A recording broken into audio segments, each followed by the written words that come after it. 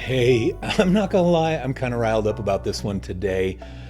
In my community, More Creative Academy, there was some comments about somebody who had posted something on Threads about whether you should post your prices as a service-based business. And the comments inside of that thread were like, oh yes, you definitely need to post your prices.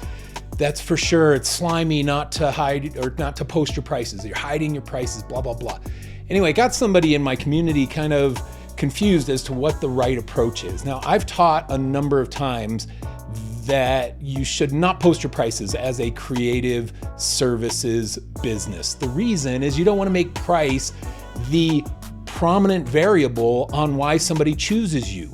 And you want to target clients who have custom problems. And if you're posting cookie cutter prices but trying to do custom solutions, there's a disconnect.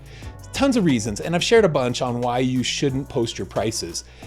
That's not what this video is about. This video is about how to digest social media content, and that consuming social media content could freaking destroy your business if you do it wrong. Now, let's look at this example on, do you post your prices? Do you not post your prices? When somebody posts something like that, the first thing you have to do is consider the source. Who is the person posting? What is their level of authority? I don't care if they have it written all authoritatively and eloquent. It doesn't make the advice right. It just makes it advice. And there's tons and tons of advice on social media that you should not follow. In fact, I went on Threads last week for the first time in months, and I was really disappointed in the amount of hatery messages, and some bad advice, regurgitated bad advice that somebody else posted, so somebody else posts it, so somebody else posts it, and they comment on each other's posts, and then it becomes something that looks like it's a good idea, when in reality, if you implement it in your business, it's not a good idea. Anyway, the first thing you got to do, consider the source. Who is the person sharing this advice? What's their level of expertise? What is their experience posting or doing this piece of advice? Have they done it? Have they experimented with it? Have they tracked the results and they got this solution? Have they actually implemented it? Man, there's a ton of advice out there of people who haven't even ever implemented the thing they're advising you to implement. So consider the source, research that person. Then you got to consider the source of the comments people. You look at the comments and you're like, everybody's saying, yes, this is the way to do it. Yes, I agree with this. Who are those freaking people? Go research those people. See what their level of experience is. Is it somebody you should listen to? There's a lot of like this kind of grouping of people in social media that just support each other's ideas. And whether they're right or wrong, they're just like-minded people. And that's fine. It's all good if the advice is good. Now, the advice for someone could be good for them and not good for you. This is the third little point. First, you consider the source of the poster. Second, you consider the source of the people supporting that idea. And then third, you experiment with the freaking thing. Don't just accept it as truth because someone with an alleged level of authority shares it on social media. Experiment it for yourself. Take the idea, implement it, track your results over time. An experiment should be 3 to 6 months, any marketing experiment, 3 to 6 months. And then you track it and you gauge your results using that idea and determine whether it's a right thing for you to do. That's how you handle it.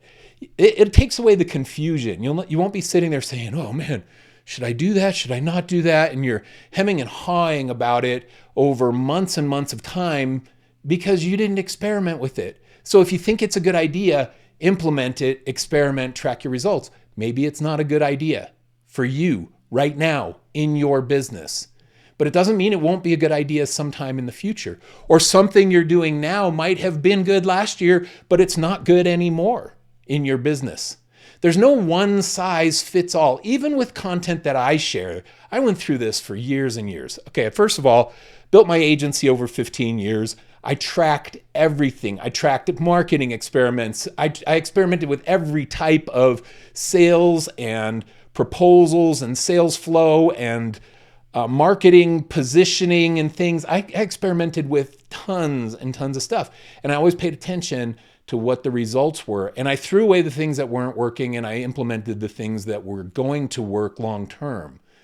That's how I did it. And that's how you should do it. Don't just accept someone's content at face value. It may be a good idea, but you got to implement it and you got to experiment with it and you got to determine if it's right for you. And don't get so caught up in all of the authoritative posts. Just because Sally said this doesn't mean it's right. You got to put it into practice. And some of the stuff, even if someone says it, even if I say it, if I say give you some advice and you're like, nah, disagree with that, then fine, disagree with it. Don't implement it. There are a lot of different ways to skin a cat, as they say. Skin a cat, is that like politically correct in 2024 and beyond? Probably not. But there are a lot of ways to skin a cat, as they say. I didn't make up that thing, so don't bash on me in the comments. Anyway, those are the thoughts that I have relating to this. Social media could destroy your business if you just accept things at face value.